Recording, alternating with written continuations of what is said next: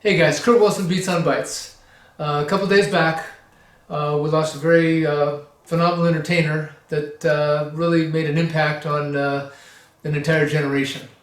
Ken Osmond, who played Eddie Haskel on the Leave It to Beaver series. Originally, he was just set to do one show, was such a hit.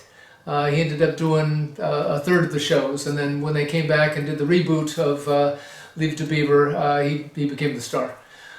Just a very iconic character, indelible in our hearts. Things that he said are still said to this day. He's really grabbed the zeitgeist as far as certain elements of the vernacular. Eddie Haskel, one of a kind.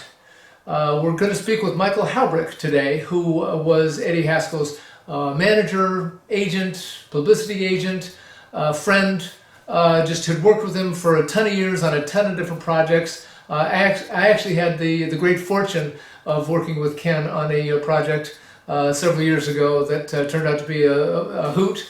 And anyway, we'll talk about that. But we got Michael Houbrick, so you're in for a great treat. Sit back and let's tell some stories and remember some great times from Ken Osmond. Thanks.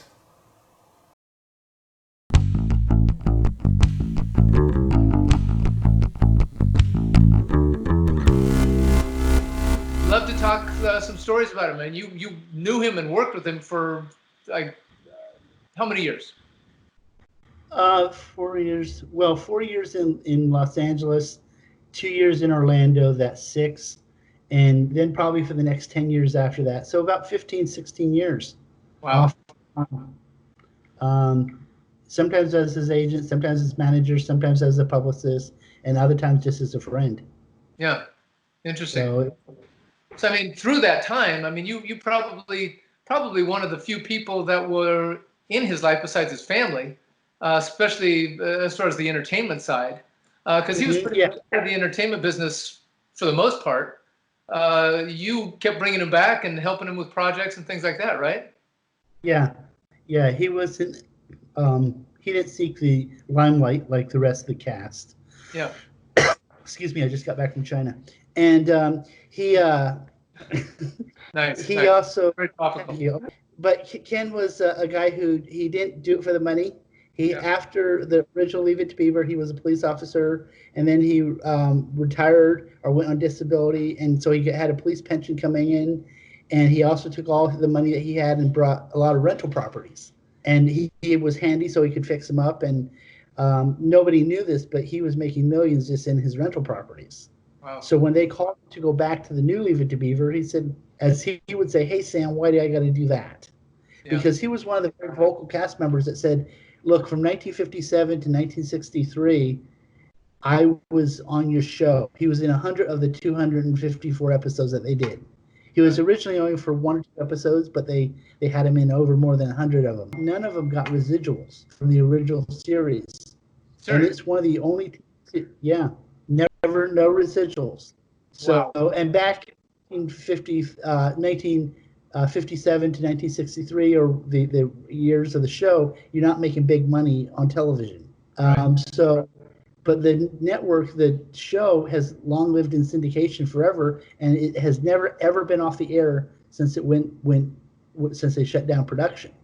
And so all that time, Universal was making all this money. So when Universal brought the cast members back and said, "Hey, let's do a reboot," it was kind of like Ken's attitude is, "Give me the residuals, and then I'll do it." And of course, Universal wouldn't do that. They made a deal with all the main actors, and so they all came back. And of course, Ken was really the star of the show. And on the new Leave It to Beaver, he had his 2 sons, Christian and Eric, working with him as his 2 sons. I have the fondest memories with Ken because I did the most with him after the series. Sure. Well, let's talk about some of the things that he did after the series. Did he stay involved in entertainment? I know you said he became a police officer. Yeah, well, after Leave It to Beaver, he became a police officer. Okay, gotcha. Yeah, and then he was shot at, and he had a claim, workman's comp claim, disability claim, whatever. He had to go to court for that over a series of time. He eventually won, And then the LAPD kind of didn't look at him as favorably as they did when he was disputing that he was shot. Yes, he was shot at. I don't, but how would they dispute that somebody would make a workman's comp claim on being shot? That's a tough one to deny. It was stress disability, and it's like, I can't do this anymore. It's just got me nerves, and so it was highly contested. And at that point, the newspapers really didn't write about him a lot because even Leave It to Beaver, it only ran 5 seasons. He was in a third of the episodes. Leave It to Beaver was all black and white. He was probably level C or level D actor at the time, but it was when the show came back that he went from higher to even really more than Jerry Mathers. Just only because he had such an iconic character. People still looked at Jerry Mathers as a little kid, and they still looked at Eddie Haskell as a potty mouth smartass, and that's what he could do at any age. Yes. And that's what he could do at any age, whereas Jerry Mathers couldn't be that cute little kid, when he's a sort of hefty older guy, Yeah. And I like Jerry. I mean, I've done a lot with Jerry too. Some of the things you did with Ken after Leave It to Beaver. A lot of radio personal appearances. He also went out with Eddie Haskell, Eddie Money, and Patrick Eddy from the Munsters. It was Eddie, and they went out all over the country to do nightclub appearances. And what would happen on these nightclub appearances? It's very lucrative. Now that was really before Comic-Con and all those appearances. Now, if Ken really wanted to, I really haven't had anything to do with him in a few years, but if he wanted to, he could make a killing at Comic-Cons all over the country and all over the world. But back then, the way that it would work, they were individual Comic-Cons basically in each little city, and they were sponsored by a radio station, and usually the radio station was owned by a media company, so they'd also have a TV station. So these actors or performers would go into the market in the morning and do like a morning drive on the radio, do the afternoon weather forecast, and do the evening drive on another radio station, and then appear at a nightclub, and they get appearance fees from all these 4 different places, and then sometimes then do a one-off and go to another another place and do another appearances. Somebody just maybe would want Ken Osmond. And so I looked at this appearance and I said, I really don't have a say-so of what Eddie Money does, and I wasn't a fan of his music. Sorry, Kurt. And then also Paradise? Are we kidding? Well, I mean, come on. Name his second song. See there. Baby, hold on to me. He's got 2 big hits. Okay. Don't ask for a third. Don't ask for a third. But then when it came to Eddie Patrick, I had a book that Ken Cragen gave me because Ken Cragen ran the Pat Paulsen for President campaign. I didn't realize that. Yes, yeah. Pat Paulsen was a client of Ken Cragen's. All right. That was through the whole Smothers Brothers and all that kind of stuff. Yes. Yeah. And I read that book and I said, we could do that today. But I said, Pat Paulsen was sort of a wry, sort of, a comedian. The definition of deadpan, yes. Yeah. So, and I said, who else can deliver that type of humor and pull it off? And I said, Ken Osmond. So, and about that time, we needed a hook. And that's when I said, hey, I know this guy, his name is Kurt. He's brilliant. Wait, don't. It'll come to me later. So Kurt Wilson, that's who it was. Wilson. Yeah. I knew this guy was Kurt Wilson, and he did some stuff with music. That's when I got you involved to the whole Eddie for Are You Ready for Eddie song. Yes. Which is brilliant. And we're going to play that later. So I'll put that in the video. I haven't heard it in a while. Oh, it's fantastic. It still holds up, by the way. Still holds up. Well, it's timeless as far as I'm concerned. And I wish that Ken was healthy and alive today, because we'd be taking a run for the presidency right now. You might have a shot. And we would have a shot. I really believe we'd have a shot. In fact, if you've looked at FaceBack about since the untimely death, there's multiple face groups for Leave It to Beaver, the new Leave It to Beaver, and Eddie Haskell. Mm-hmm. And we're going to make sure that they get access to this this view and also to the song. But they are all talking about the fact that when some of these people, they've been lifelong Beaver fans, they didn't know that we ran Eddie Haskell for president, because this was before social media. So Yes. grassroots effort. When Yeah. we something, this is Michael Houbrick getting on the phone, you know, the one with the curly Q and The dial thing. it's just You're stuck to the wall. Yeah. pre-cell phone, really. Oh, And yeah.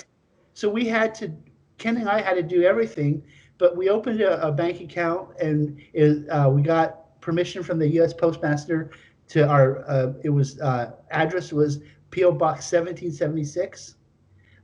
We kept everything in theme with running a real presidential campaign.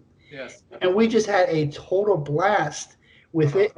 And very few, it was an easy sell because Ken was an easy sell, but a mock presidential campaign was also an easy sell. Right. And so there was an episode of the New Leave It to Beaver where Eddie Haskell was running for mayor. So we didn't even have to start with a new original photo shoot. I was still in good graces with Universal, so I just asked them if I could use the photos in the presidential campaign, and they thought it was great. You know, the Universal merchandising department, they were all for us. Working in the studio with Ken on that project was pretty fascinating.